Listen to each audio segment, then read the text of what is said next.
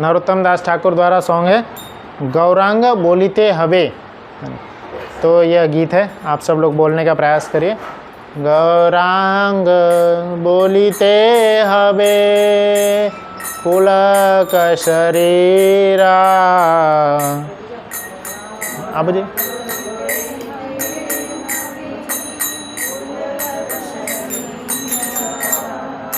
गौरांग बोलिते हवे पुलक शरीरा।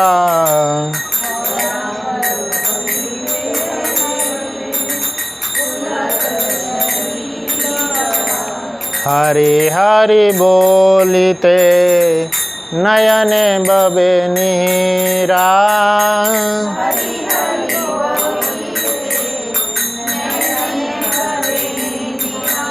हरि हरि बोलिते नयने बबे नीरा।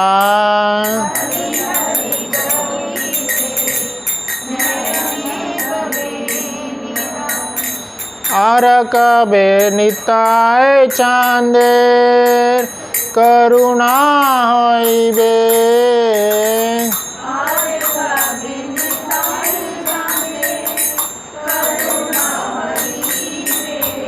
आर कबे निताय चांदेर करुणा होइबे।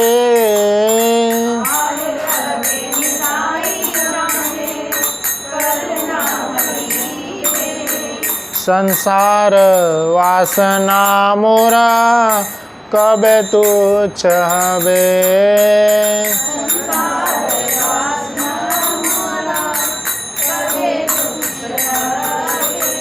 संसार वासना मोरा कबे तुच्छ हवे।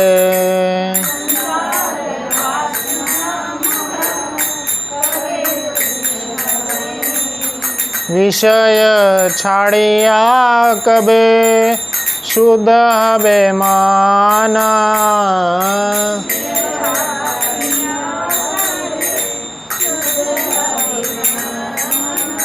विषय छाड़िया कबे शुद्ध हवे माना।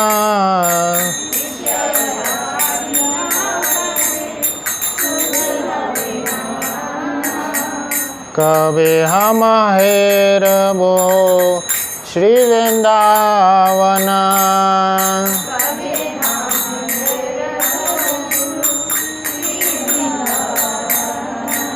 कबे हम हेरिबो श्री वृंदावन।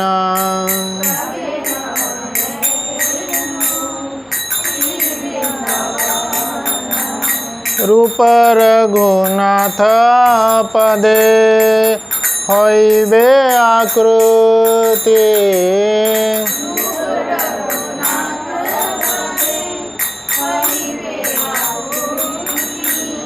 रूप रघुनाथ पदे होइबे आकृति।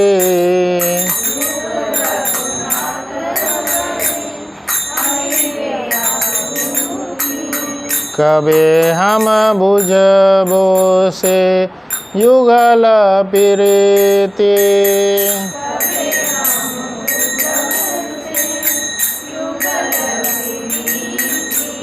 कबे हमें बुझबो से युगल प्रीति।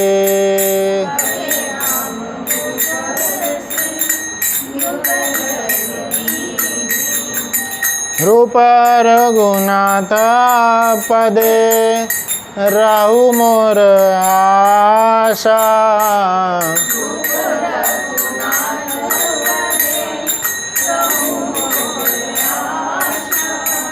रूप रघुनाथ पदे रहु मोर आशा।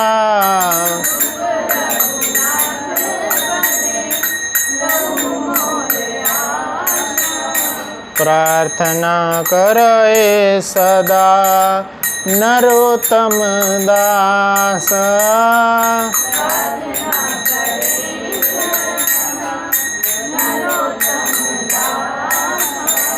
प्रार्थना करे सदा नरोत्तम दास।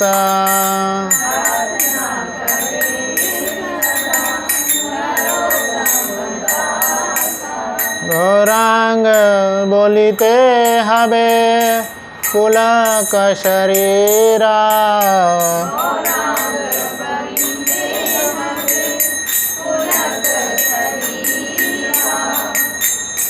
हरि हरि बोलिते नयने बबे नीरा।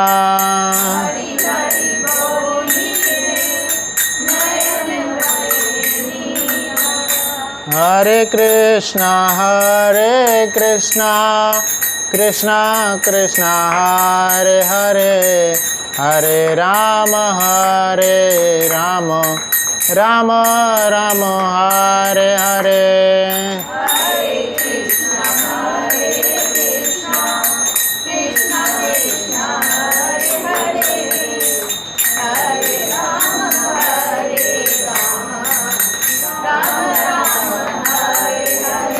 हरे कृष्णा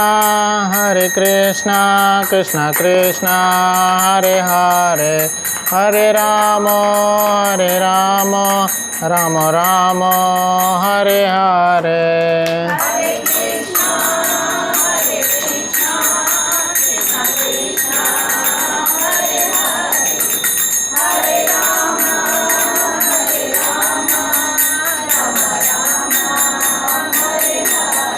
जय श्री श्री राधा मदन मोहन की जय, श्री श्री गौर निताय की जय, शिल प्रभुपाद की जय। तो आपके पास ये मोबाइल में था ना, इसका अर्थ पढ़िए। हरे कृष्णा। हाँ, पहला एक एक का अर्थ पढ़ेंगे।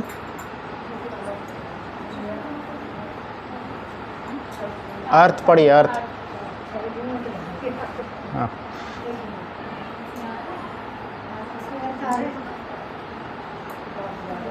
नहीं आ रहा है, मैंने कहा पढ़ता हूँ। हाँ, अच्छा ठीक है, आप पढ़िए।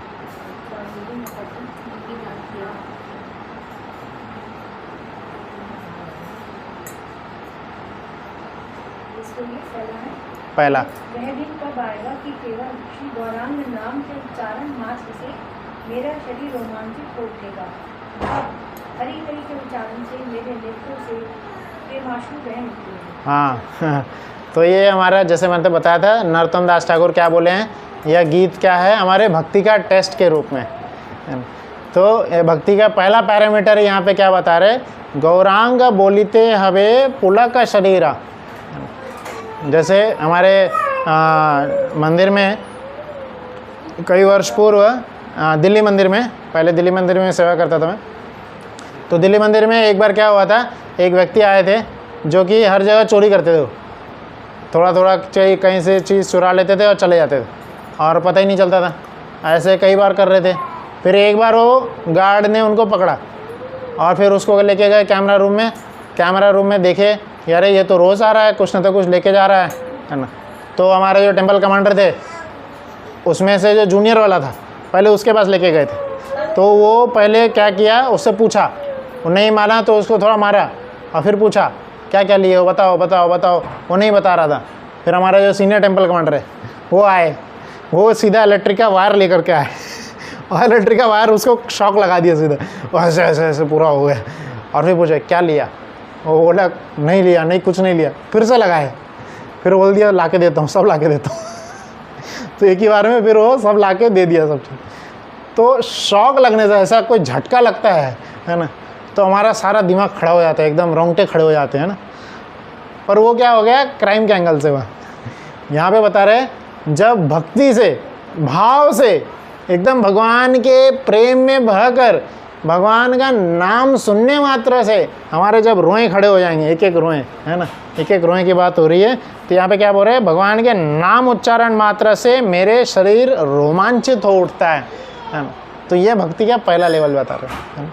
किनके, गौरांग बोलने मात्र से ही हमारा शरीर रोमांचित हो उठना चाहिए।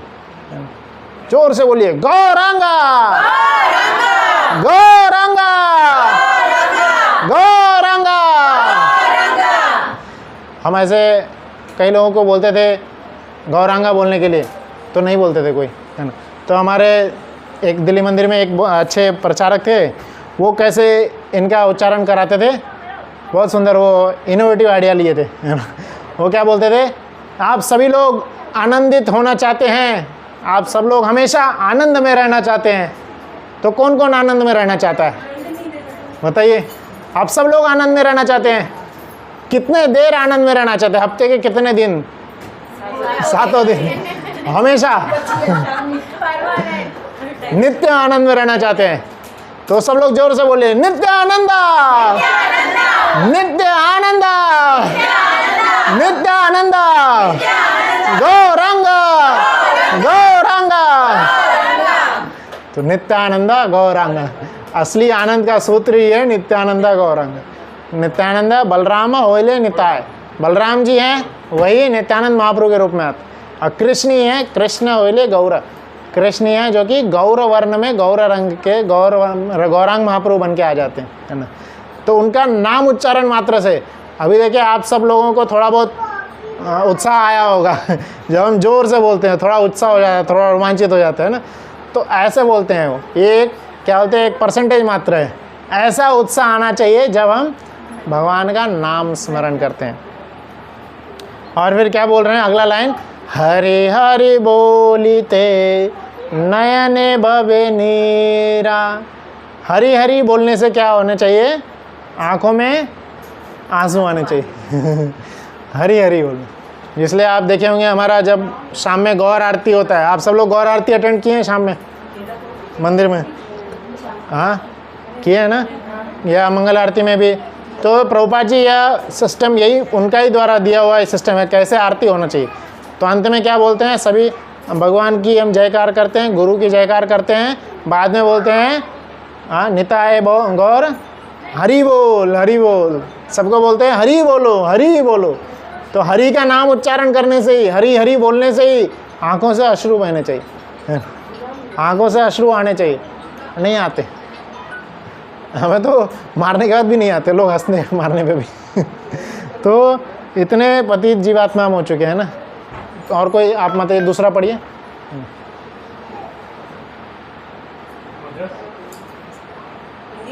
हाँ हिंदी पढ़ी। कब श्री नित्यानंद महाप्रभु श्री नित्यानंद प्रभु मुझ पर अपनी कृपा वर्षा करेंगे कि जिससे मेरी समस्त भौतिक भोग की इच्छाएं तुच्छ हो जाएंगी। हाँ, अगर दूसरा ठीक है, ये एक पैरामीटर था। अगर ये लोग आपको लग रहा है ये बहुत हाई पैरामीटर है, प्याज काटने वक्त भी आंसू नहीं आता, हरी बोलने से क्या आएगा आज तक कभी नहीं आया तो हरी हरी ठीक है, ये नहीं आपको क्या बोलते हैं, आपके सिलेबस में आपको पल्ले नहीं पड़ रहा है। अगला लाइन सुनाते हैं।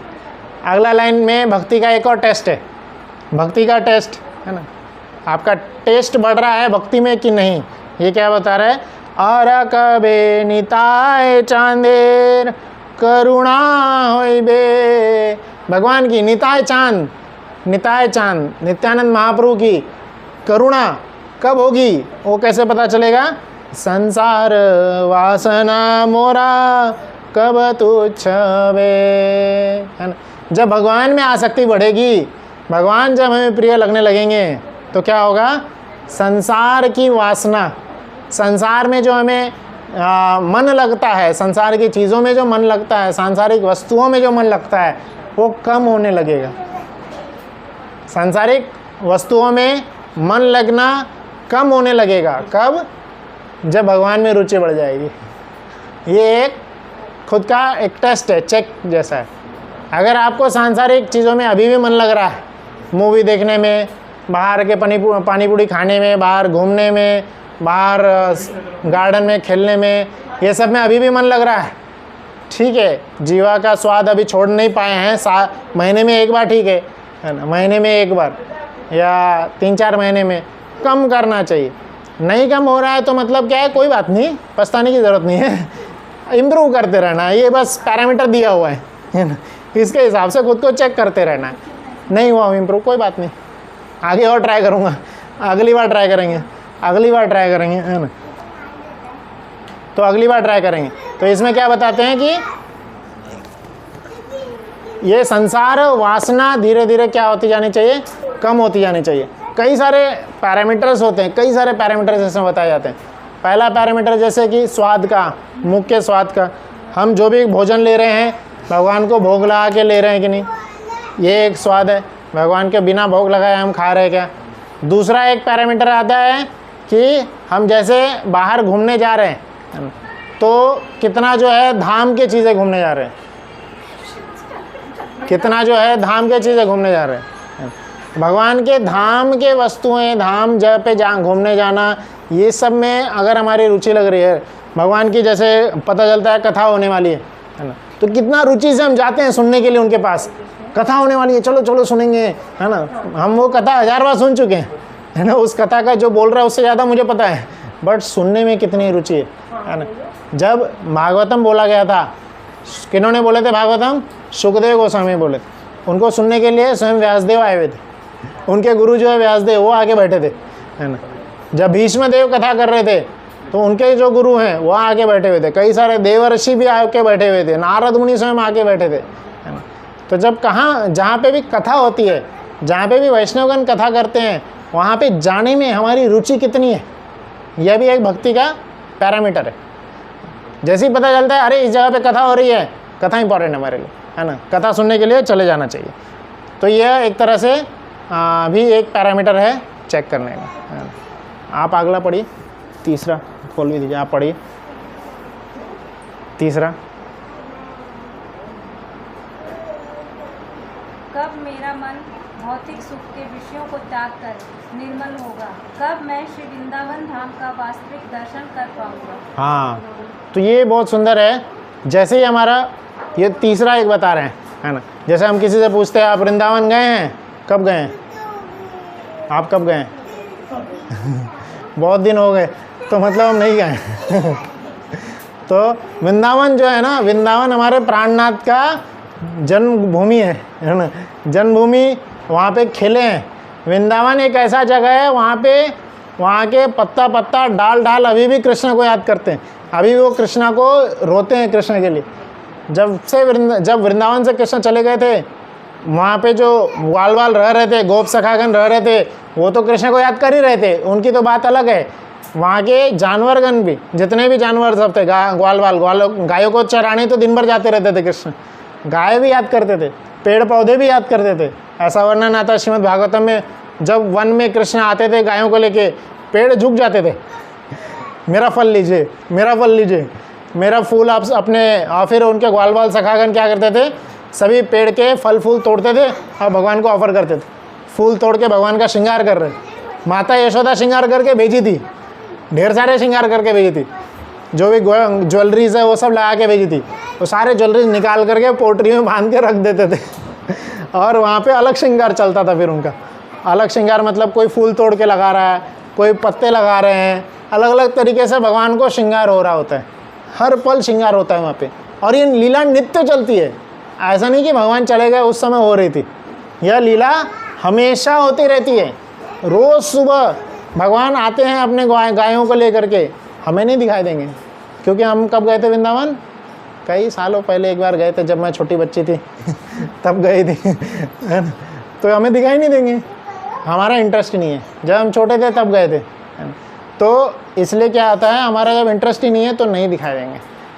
हम अपने काम में, भगवान अपने धाम में, हम भगवान के नाम में, भगवान हमारे काम में। तो इसलिए क्या है, वृंदावन जाने में हमें बार बार रुचि होनी चाहिए। क्यों, बगल में ही एक तो 2 घंटे की दूरी पे, जिस दिन छुट्टी है सुबह गाड़ी से चल दिया वृंदावन, शाम तक में दर्शन करके वापस भी आ जाएंगे, है ना। गए राधा रमन जी का दर्शन करके आ गए, गोवर्धन जी की तलहटी पे जाके राधा कुंड का दर्शन करके आ गए। अभी इसी महीने, अक्टूबर महीना आ रहा है, इसी महीने 20 या कोई 1 तारीख को राधा कुंड का आविर्भाव दिवस है ना। इसी महीने राधा कुंड का आविर्भाव दिवस है, राधा कुंड का बर्थडे है। राधा कुंड क्या है,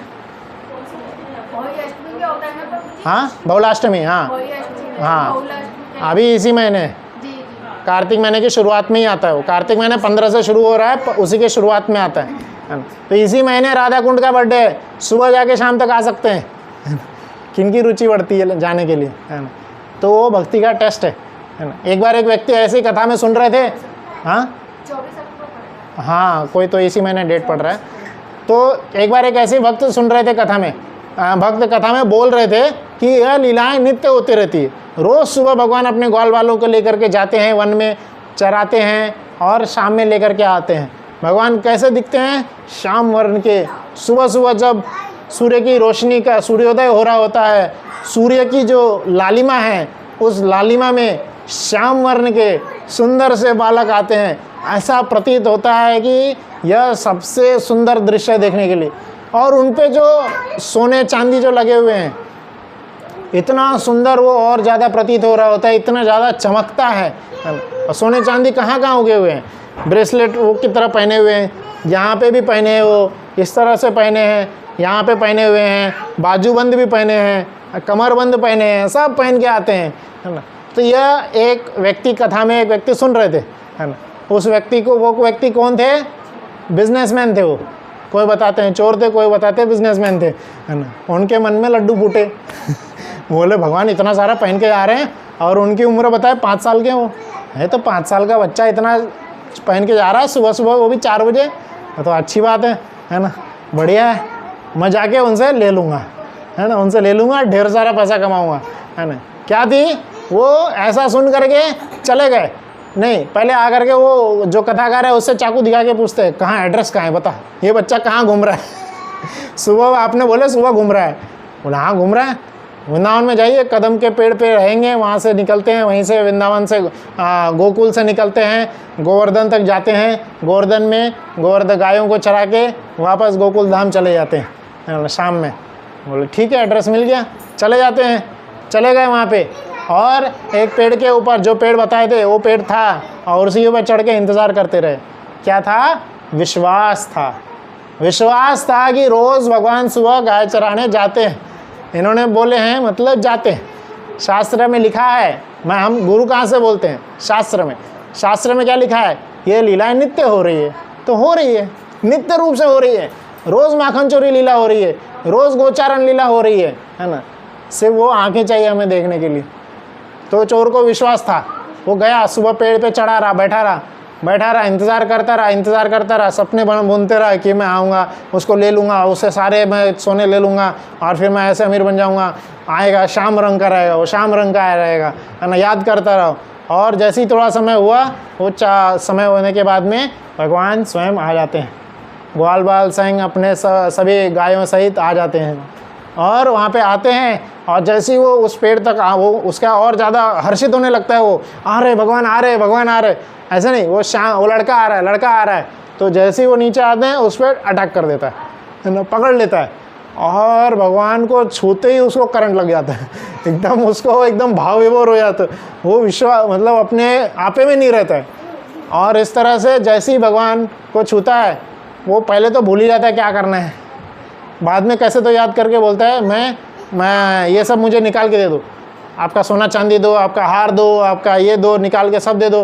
बोलते हैं नहीं दूंगा। भगवान कृष्ण बोलते हैं नहीं दूंगा, मेरी मैया डांटेगी मुझे, मैया डांटेगी, नहीं दूंगा।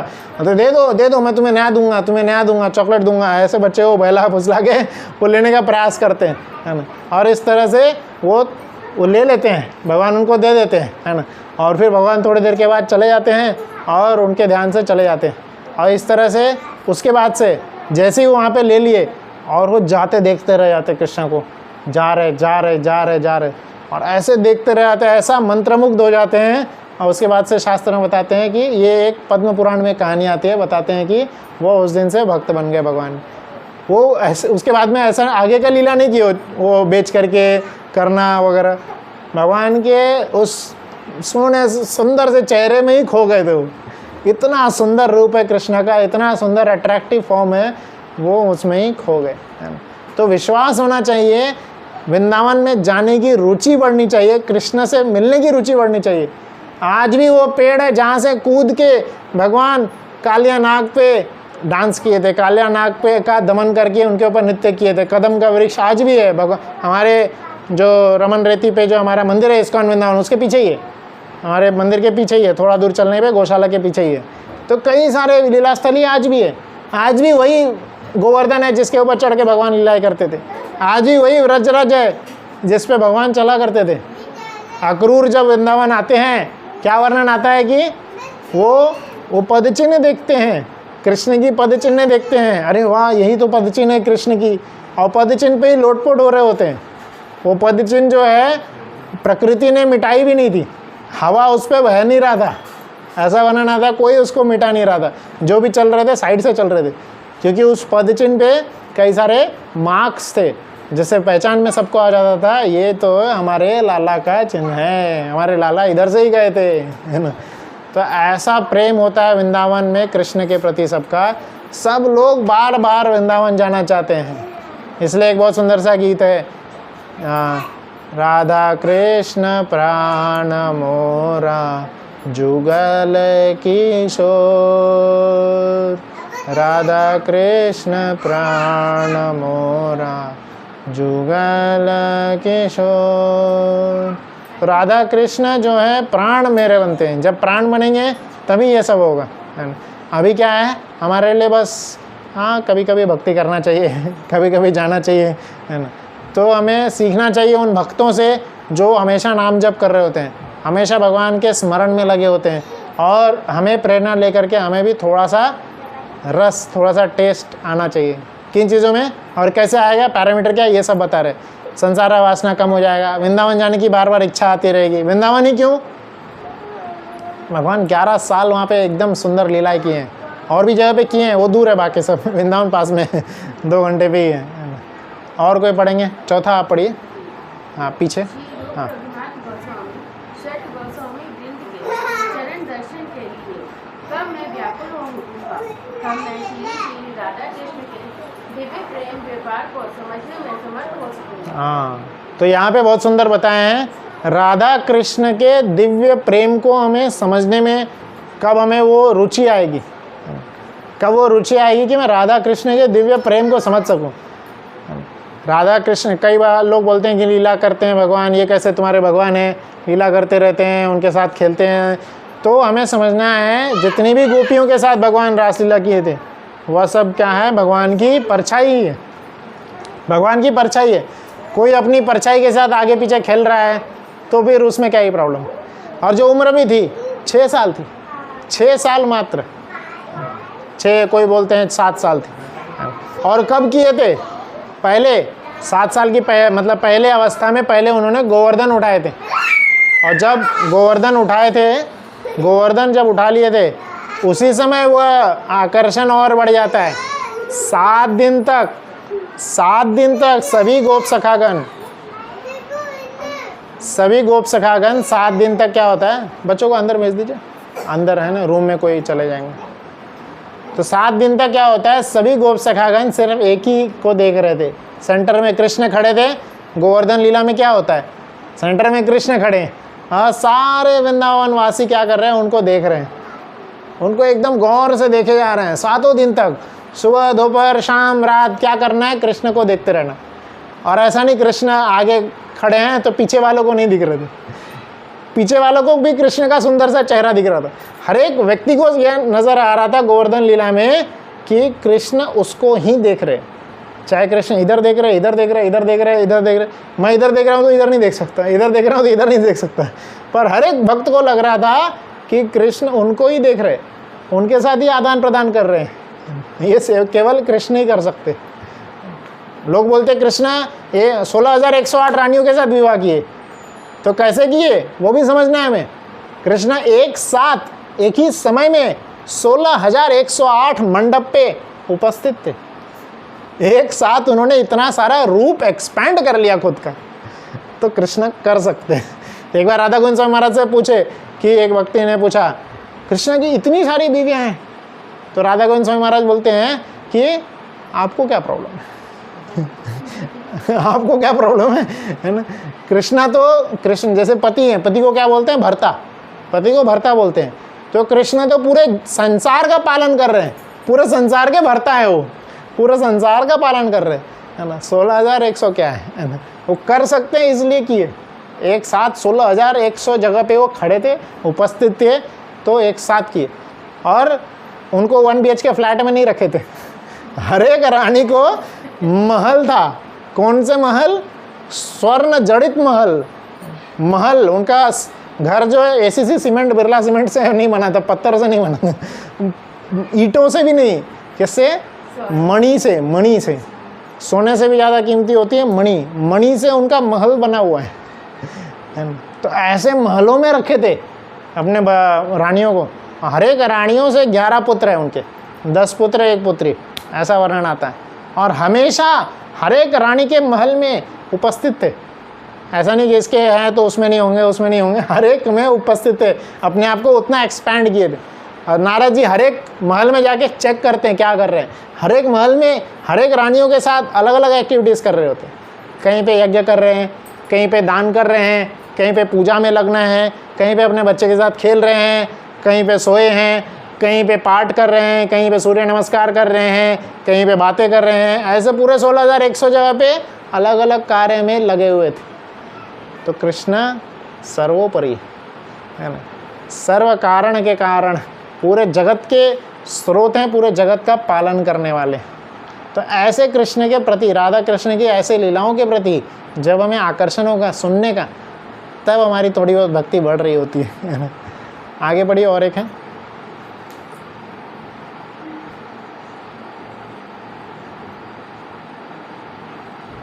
श्री नरोत्तम दास ठाकुर सदा यही प्रार्थना कराते हैं, श्री रूप गोस्वामी श्री रघुनंदन दास गोस्वामी के चरणों में मेरी सदा आशा बनी रहे। हाँ, तो इन सभी पैरामीटर्स में अगर हमारा एक भी नहीं बैठ रहा है, हमें कुछ भी नहीं पसंद है, भगवान का नाम लेना भी पसंद नहीं है, भगवान संसार वासना भी हमारी बढ़ती जा रही है, संसार वासना कमी नहीं हो रही है, और राधा कृष्ण के बारे में हम कभी सोचते ही नहीं हैं, तो ये लास्ट वाला जो है ये बहुत आसान है ना, ये हम कर सकते हैं, है ना?